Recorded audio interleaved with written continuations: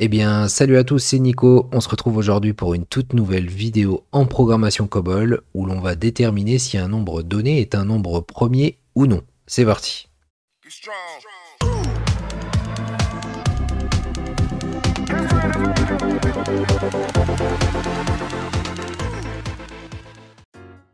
Commençons déjà par définir ce qu'est un nombre premier.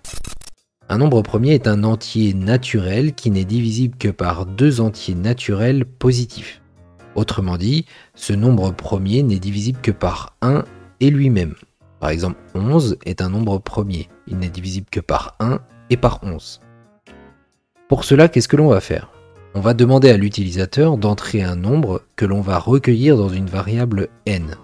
Ensuite, on va devoir diviser ce nombre par chaque entier naturel inférieur à n.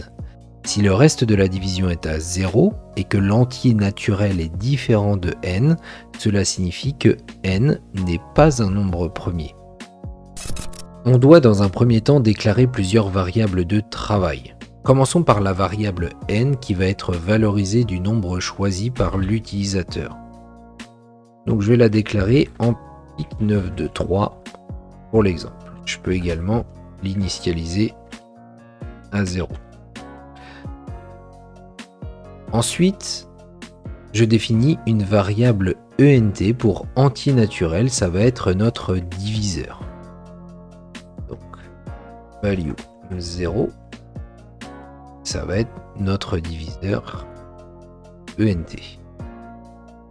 Après, on peut déclarer une variable reste qui va être valorisée, elle, du reste de la division.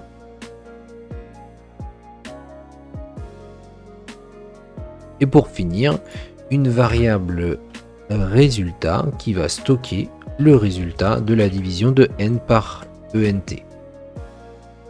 Ce que je vous propose, eh bien, c'est de structurer notre programme en 3 paragraphes. Un premier paragraphe, recueillir nombre. Un second paragraphe, traitement principal.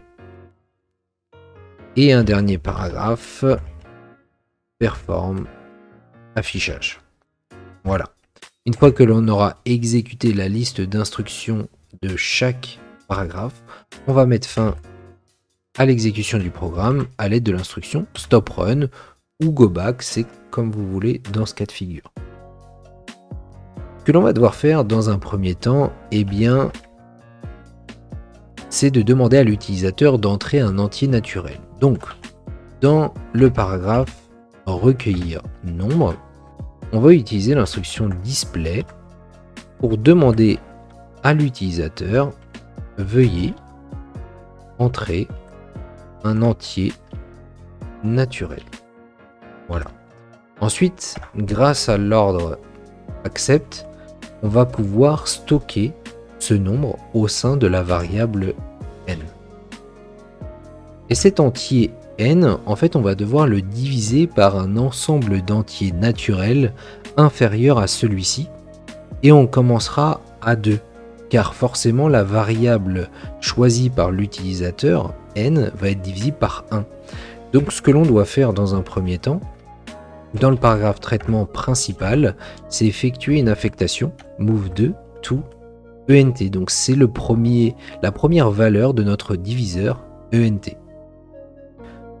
Ensuite, on met en place une boucle perform until. Donc perform until ENT supérieur ou égal à n. Donc en fait, on ne va pas arrêter la boucle tant que le diviseur ENT n'est pas supérieur ou égal à n.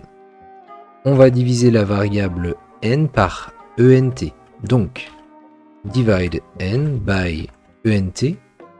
Ensuite, on va stocker le résultat dans la variable résultat, donc giving résultat. Et pour finir, on va aller stocker le reste de la division de n par ENT au sein de la variable rest. Donc, remainder rest. Ensuite, on va vérifier à l'aide d'une alternative que le reste de la division ne soit pas à 0, car cela sous-entendrait que le nombre n'est pas un nombre premier. Donc pour cela, qu'est-ce que l'on peut faire? On va faire un if rest est égal à 0 Then, on va effectuer un display. Ce n'est pas un nombre premier. Si jamais on n'a pas besoin d'un autre nombre, on peut mettre fin à l'exécution du programme également ici. Ce qu'il ne faut pas oublier, eh bien, c'est de mettre un terme à l'alternative à l'aide du NIF. En fait, pour expliquer cela, admettons que l'utilisateur entre la valeur 6. En fait, dès la première division, on va avoir un reste à 0, car 6 est divisible par 2. Ça va donner 3 et il va rester 0. Et comme 2 n'est pas égal à la valeur n, eh bien en fait, n n'est pas un nombre premier.